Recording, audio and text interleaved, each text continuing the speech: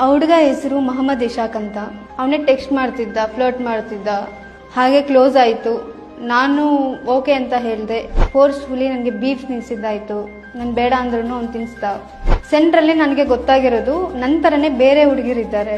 ತುಂಬ ಜನ ಹುಡುಗಿರ ಹತ್ರ ಮಾತಾಡ್ತಿದ್ದಾನೆ.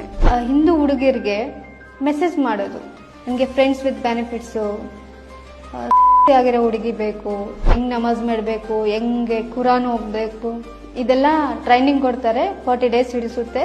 40 days ಆದಮೇಲೆ ಕನ್ವರ್ಟ್ ಆದಮೇಲೆ ಮದುವೆ ಮಾಡಿಸೋದು ಅಂತ ಅವರು ಹೇಳಿದ್ದಾಯಿತು. ಸುತ್ತಾಡೋಕ್ಕೆ, ತಿರುಗಾಡೋಕ್ಕೆ, ಇದೆಲ್ಲದಕ್ಕೂ ಒಂದು ಹುಡುಗಿರು ಬೇಕು. ಮದುವೆ ಆಗಕ್ಕೆ ಮಾತ್ರ ಮುಸ್ಲಿಂ ಹುಡುಗಿರು ಬೇಕು. ನನಗೇನಾದರೂ ಆಯಿತು, ನಾನು ಜೈಲ್ಗೇನಾದರೂ ಹೋದ್ರೆ ಆಚೆ ಬಂದರೂ ನಾನು ನಿನ್ನ ಬಿಡಲ್ಲ ಅಂತ ಹೇಳಿ ನನಗೆ ಜೀವ ಬೆದರಿಕೆ ಹಾಕಿರೋದವನು. ಪ್ರತಿಯೊಂದಕ್ಕೆ ಹಣ ನನ್ನ ಹತ್ರನೇ ಖರ್ಚು ಮಾಡಿಸಿದ್ದವನು. ಸುಮಾರು 2 ಲಕ್ಷಕ್ಕಿಂತ ಮೇಲೇನ ನನ್ನ ಹತ್ರ ಖರ್ಚು ಮಾಡಿಸಿದ್ದಾನೆ ಅವನು.